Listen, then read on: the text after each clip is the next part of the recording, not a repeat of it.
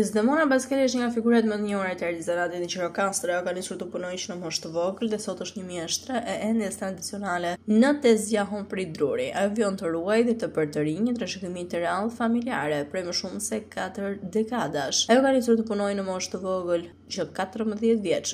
Me duart e saj ka krijuar gjylyma si xhade dhe vepra të tjera me motive të larmishme shqiptare.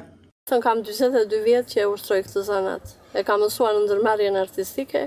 Kam ndënjur 6 muaj nxënëse dhe kam vazhduar për gjatë gjithë jetës këtë punë edhe në një gruaj që kishte dyqan privat. Më mbrapa kam 10 vjet që kam hapur këtë biznes të vogël, meqense ajo ndërmarrje u mbyll. Preferencat janë të ndryshme të turistëve. Preferojnë edhe modelet e vjetra, po edhe modelet moderne. Se unë përveç se modeleve të vjetra që nxjerr edhe modele të reja. Këtu kanë dëshirë të huajt, më vinë më kërkojnë që të futen nxënës dhe të mësojnë. Vinë nga Amerika, nga Gjermania, më kanë ardhur që të ulen të mësojnë dhe nuk kanë dëshirë këta fëmijët e sotëm, nuk e di.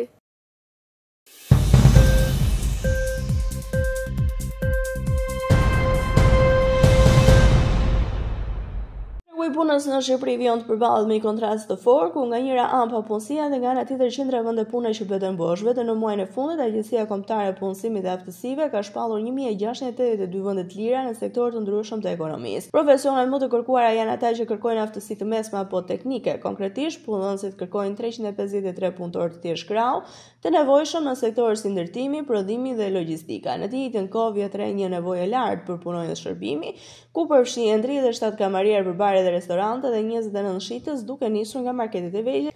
Lista e kërkesave përfshin edhe profesione më të specializuara, ku janë 17 elektricist, punëtor për përpunimin e duar aluminit, operator makinerish për gjethe çaj apo magazinier, 25 inxhinier kryesisht në fushat e ndërtimit, mekanikës që kërkohen nga kompanitë shqiptare. Një sfidë e madhe e tregut që has vështirësi për të rekrutuar punonjës.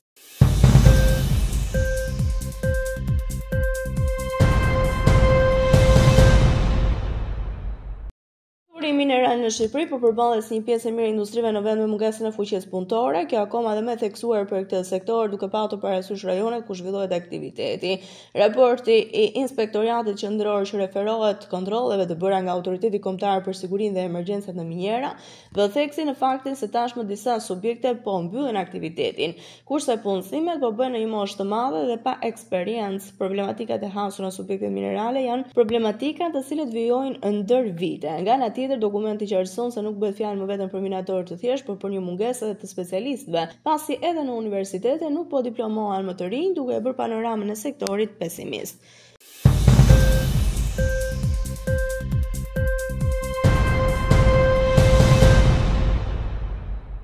Edhe pse enda nuk ka hyrë në fuqi, tarifa prej 10% e vendosur nga presidenti amerikan Donald Trump për madhrat e importuara nga Shqipëria, ku një sektor që preket më shumë janë bimët medicinale, eksportet e këtyre të fundit kanë shënuar një rritje të ndjeshme. Për vetëm gjatë muajit mars janë eksportuar 377 ton bimë medicinale. Sipas të dhënave zyrtare të Institutit të Statistikave, eksportet e bimëve mjekësore u rritën me 14% krahasuar me të njëjtën periudhë të një viti më parë. E përkthyer në vlerë, në brigjet e Oqeanit Atlantik janë blerë 176 milion lekë bimë mjekësore të prodhuara në tokën shqiptare. Tarifat u shpallën më 2 prill, por disa ditë më vonë presidenti amerikan vendosi të shtyjë zbatimin e tyre me 90 ditë. Në reagim ndaj kësaj situate, industria e bimëve mjekësore dhe aromatike të Shqipërisë ka propozuar dhe një plan masash për të zbutur pasojat e mundshme. Vendosja e tarifës 10% rrezikon të rrisë ndjeshëm kostot për kompanitë eksportuese shqiptare.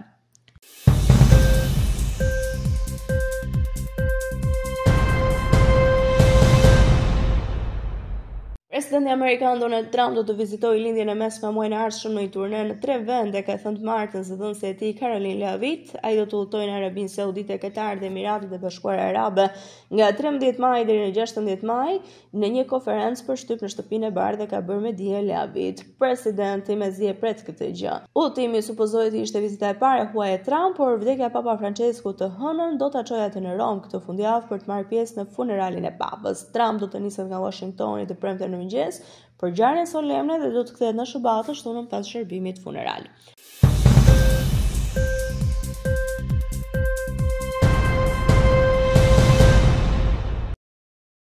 Bashkimi Evropian do të shkëputet nga ekonomia kineze sikush për arritjen e një marrëveshje tregtare me administratën e Donald Trump. Thatë të martën, Komisioni Evropian mes raporteve se Shtëpia e Bardhë ka kërkuar vendeve të bëjnë pikërisht këtë. Edhe pse SBA-ja nuk e ka konfirmuar zyrtarisht kërkesën, Trump është dukur i përshtatshëm për të përkombët zgjedhjen midis Washingtonit dhe Pekinit në mënyrë që të fitojë lëshime të përhershme nga tarifat e ligjit përfshirëse, të cilat kanë rënditur aleatët dhe kundërshtarët. Detyrat janë pezulluar përkohësisht për 90 ditë, një dritare mundësia për të cilën qeverit po vën basë për të arritur marrëveshje tregtare. Ndoshta në një mënyrë të caktuar, ka thënë Trump për Fox News. Kur u pyet nëse Amerika Latine duhet të shkëputet nga Kina, ndoshta po, ndoshta ata duhet ta bëjnë këtë.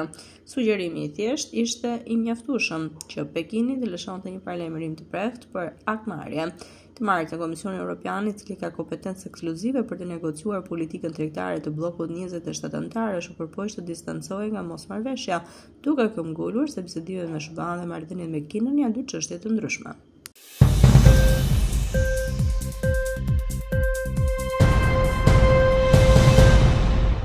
Presidenti i Ukrainës Volodymyr Zelensky ka thënë se Rusia ka frikë nga negociatat e drejtpërdrejta, pasi ai gjithashtu konfirmoi gatishmërinë e tij për të takuar me presidentin e SBA-s Donald Trump në Vatikan. Duke folur në një konferencë për shtyp, Zelensky tha, ndoshta ata pra rusët kanë frikë se amerikanët do të largohen nga formati i negociatave ose ndoshta po e bëjnë për të larguar ata. Zelensky theksoi se Ukraina mbetet e hapur për negociata vetëm pas një pushimi të plotë, duke thënë, me një kuptim të termit ne jemi të gatshëm për çdo format negociatash me ta. Ai përmendi kontaktet e vazhdueshme midis ministrave të mbrojtjes dhe zyrtarëve të lartë nga Ukraina, SBA, Britania e Madhe dhe Franca, duke përfshirë bisedimet e ardhshme të armëpushimit në Londër.